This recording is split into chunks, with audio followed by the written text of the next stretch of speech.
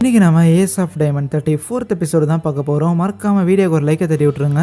சட்டோரோ பால் போடலான்னு இருக்க ரைச்சி தான் இப்போ பேட் பிடிச்சிட்டு இருக்கிறான். இச்சிராய் ஸ்கூலோட ஏஸ் போட்ட பால்லேயே அந்த பையன் ஹோம் ரன் அடிச்சிருந்திருக்கான் அப்படின்னா அவன் பயங்கரமான ஒரு சம்பவக்காரன் தான். அதனாலேயே சட்டோரோ கொஞ்சம் பார்த்து பண்ணடா அப்படின்னு கிறிஸ்டெல்லாம் கொஞ்சம் கேர்ஃபுல்லாக இருக்கணுங்கிற மாதிரி மனசில் நினச்சிக்கிட்டே இருப்பார். அதுக்கப்புறம் சட்டோரோவும் முழு வேகத்தில் பாலை இழுத்து போடுறான். அது ஒரு ஹையான ஒரு பால் தான், அது ஸ்ட்ரைக் கணக்கில் வராது. ஆனால் அந்த பால் ரைச்சி எதிர்பார்த்ததோட வேகமாக வந்திருக்கும், அவனால் அடிச்சிருந்திருக்க முடியாது.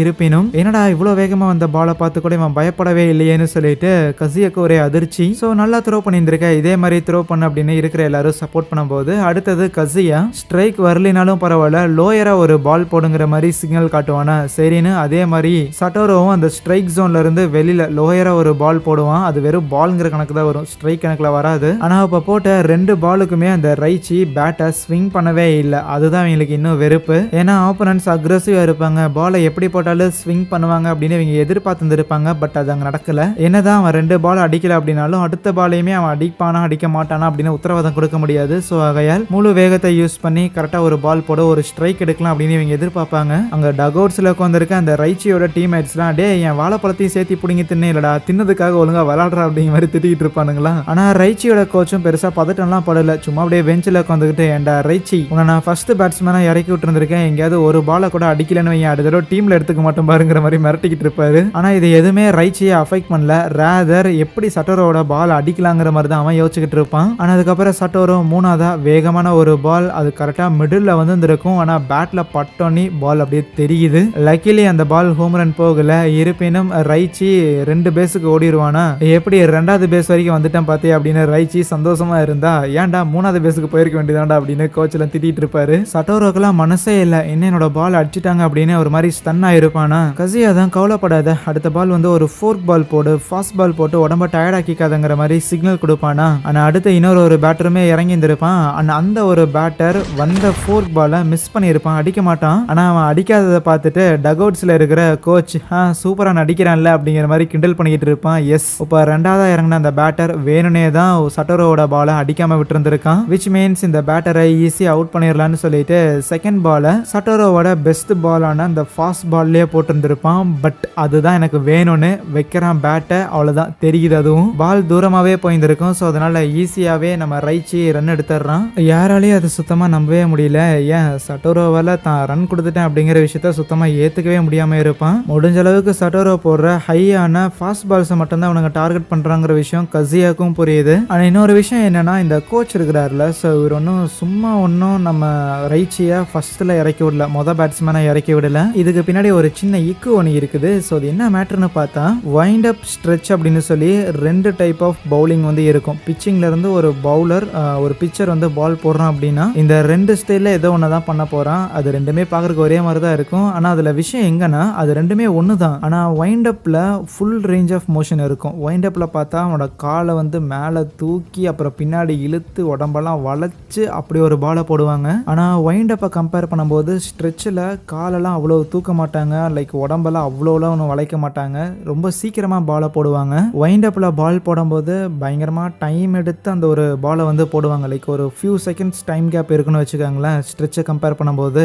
ஸோ ஆகையால் வைண்ட் அப்பில் ஒருத்தர் பால் போடுறாரு அப்படின்னா பேஸில் ரன்னர் இருக்கும்போது வைண்ட் அப்புக்கு கொஞ்சம் டைம் எடுக்கும். ஸோ அதை டைம் எடுக்கும்போது அதை செட் பண்ணி அவன் பால் போடுறதுக்குள்ள பேஸில் இருக்கிற ரன்னர் பேஸை ஸ்டீல் பண்ண வாய்ப்பு இருக்குது, அடுத்த பேஸுக்கு போக வாய்ப்பு இருக்குது. அதனால பிச்சர்ஸ் கேர்ஃபுல்லாக ஃபுல் ரேஞ்ச் ஆஃப் மோஷன் வேணாம், நான் ஸ்ட்ரெச்சிலேயே போட்டுக்கிறேன் அப்படின்னு சொல்லிட்டு ரேஞ்ச் ஆஃப் மோஷனை கம்மி பண்ணி ரன்னர்ஸை பேஸை ஸ்டீல் பண்ண விடக்கூடாதுன்னு சொல்லிட்டு வேகமாக அந்த பாலை போட்டுருந்துருப்பாங்க. வேகமாக அப்படின்னா அந்த ஒரு பால் போடுறதுக்கு எடுத்துக்கிற அந்த டைம் இருக்குதுல்ல, ஸோ அது வந்து கம்மியாக இருக்கும் ஸ்ட்ரெச்சில். ஸோ இது எப்படி ஆப்போனன்ட்ஸுக்கு அட்வான்டேஜாக இருக்குதுன்னு பார்த்தா சட்டோரோ ஃபாஸ்ட் பால் போடுறதுக்கு தான் திறமசாலியான ஒருத்தன், பயங்கர வேகமான பால் போடுற ஒருத்தன். ஆனால் அவனோட டாப் ஸ்பீடா அந்த வைண்ட் அப் அப்படிங்கிற அந்த ஒரு டெக்னிக்ல இருந்து ஃபுல் ரேஞ்ச் ஆஃப் மோஷன்ல போட்டால் தான் அவனோட டாப் ஸ்பீடை அவனால் அச்சீவ் பண்ண முடியும். ஆனால் எங்கேயாவது செகண்ட் பேஸ்ல இருக்கிற அந்த ரைச்சி 3rd பேஸுக்கு ஸ்டீல் பண்ணிட போறான் அப்படின்னு சொல்லிட்டு ரன்னர்ஸுக்கு டைம் கொடுக்க கூடாதுன்னு ஸ்ட்ரெச்சில் அவன் பால் போட்டிருந்திருப்பான். அப்படின்னா அவனோட பால் கொஞ்சம் ஸ்லோவா இருக்கும். 150 கிலோமீட்டர் ஸ்பீட்ல வர வேண்டிய பால் ஒரு 145 வந்துச்சு அப்படின்னா கூட அது பேட்ஸ்மேனுக்கு அட்வான்டேஜ் தான். அப்படிதான் அந்த செகண்ட் பேட்ஸ்மேன் பால் அடிச்சிருந்திருப்பான். டக்அவுட்ஸ்ல இருக்கிற கிளப்போட பிரசிடென்ட் கோச் கிறிஸ்னு சொல்லி எல்லாருக்குமே லைட்டா பதட்டம் தான். ஏன்னா சட்டோரோ ஒன்றும் அவ்வளோ டயர்டா இருக்கிற மாதிரிலாம் தெரியல. ரீசெண்டாக அவங்க பண்ணிக்கிட்டு இருக்கிற ப்ராக்டிஸில் கூட ட்ரைனிங்கில் கூட அவன் அவ்வளோலாம் டயர்ட் ஆகல. முடிஞ்ச அளவுக்கு அதில் நிறைய இம்ப்ரூவ்மெண்ட்டை காட்டுறான். இருப்பினும் அவன் போட்டிருந்திருக்க பாலில் அடிச்சிருந்திருக்காங்க அப்படின்னா டெஃபினட்டாக ஏதோ ஒன்று இருக்குது. ஒரு ரன் தான் கொடுத்துருந்துருக்கானுங்க. ஆனால் அதுக்கே ஹீரோ ப்ளீஸ் ப்ளீஸ் என்னை விடுங்க, நான் போய் கண்டிப்பாக அவங்களுக்கு ஏதோ ஒன்று சொல்லி கொடுத்துட்டு வரேன் அப்படிங்கிற மாதிரி கதறிக்கிட்டு இருப்பானா. அந்த மியாயூச்சி சீனியர் தான் இர்ரா அதான் கசியா டீமில் இருக்கிறான்ல, அவனுக்கு என்ன விஷயம்னு தெரிஞ்சிருக்கும், கொஞ்சம் பொறுமையா இருங்கிற மாதிரி சொல்லுவான். ஆனால் அதுவே கசியா சட்டோரோ கிட்ட நீ ஆஸ் யூஷுவல் பால் போடுறதே போடு, ஆனால் உன் பால் அடிக்கிறானுங்கன்னா அதுக்கு கீது எங்கேயாவது கோவப்பட்டு மண்டையை சூடாக்கிட்டு இருக்காத. ரேதர் நாங்கள் ஏற்கனவே சொன்ன அதே விஷயம் தான், அவனுங்க அடிக்காத மாதிரி நீ பால் போடணுங்கிற அவசியம் கிடையாது. அவனுங்க அடிச்சாலும் அதை பிடிக்கிறதுக்காக டீம்மேட்ஸ் ஆனால் நாங்கள் இருக்கிறோம், ஆகையால் நீ நம்பி தைரியமாக போடுன்னு அவனுக்கு சப்போர்ட்டிவாக பேசுகிறாங்க. அண்ட் ஈவன் இந்த மேட்சை பார்க்கறதுக்காக அந்த மனாக்கா இருக்கிறான்ல இச்சிராயோட ஏஸ், அவனும் வந்திருப்பான். ஆனால் அதுக்கப்புறம் சட்டோரோ போடுற பாலை மோஸ்ட்லி அடிக்கிறாங்க, ஆனால் எல்லாமே ஃபவுல் ஏரியாவில் தான் போயிட்டு இருக்குது. அதுவே ஆப்போனட்டோட கோச்சும் டக்அவுட்ஸில் உட்காந்துக்கிட்டு என்ன நம்ம எதிர்பார்த்த மாதிரி எதுவும் நடக்க மாட்டேங்குது, ஒருவேளை சைடோட டீம்ல இருக்கிற அந்த கசியாங்கிற அந்த கேச்சர் நம்ம என்ன பண்றோங்கிறத கண்டுபிடிச்சிட்டானோ அப்படிங்கிற ஒரு தாட்டும் இருக்கும். ஆனா அடுத்த ஒரு பாலை ஒரு ஃபோர்க் பால் போட சொல்லியிருந்திருப்பானா. ஸோ இது ஃபாஸ்ட் பால் கிடையாது, இது ஒரு ஃபோர்க் பால், கண்டிப்பா அது லோவா தான் வரப்போகுது. கசியா கேட்டுக்கிட்ட மாதிரியே சட்டோரோவும் ஒரு ஃபோர்க் பால் தான் போடுறான், அது லோவரா தான் வருது, கீழ் நோக்கி தான் வருது. ஆனா சட்டோரோ பால் போட்ட உடனேமே ரெண்டாவதா ஒரு பேட்ஸ்மேன் ஆல்ரெடி ஃபர்ஸ்ட் பேஸுக்கு மூவ் ஆயிருந்திருப்பான்ல, அவன் செகண்ட் பேஸையும் ஸ்டீல் பண்ணலாங்கிற மாதிரி ஓட ஆரம்பிச்சிருந்திருப்பான். இது ஒரு ஃபாஸ்ட் பால் கிடையாது, அதனால பேட்ஸ்மேன் அந்த பால் அடிச்சிருந்திருக்க மாட்டான். டைரக்டா அந்த பால் ஸ்ட்ரைக் ஜோன்லயே இல்லாம ரொம்ப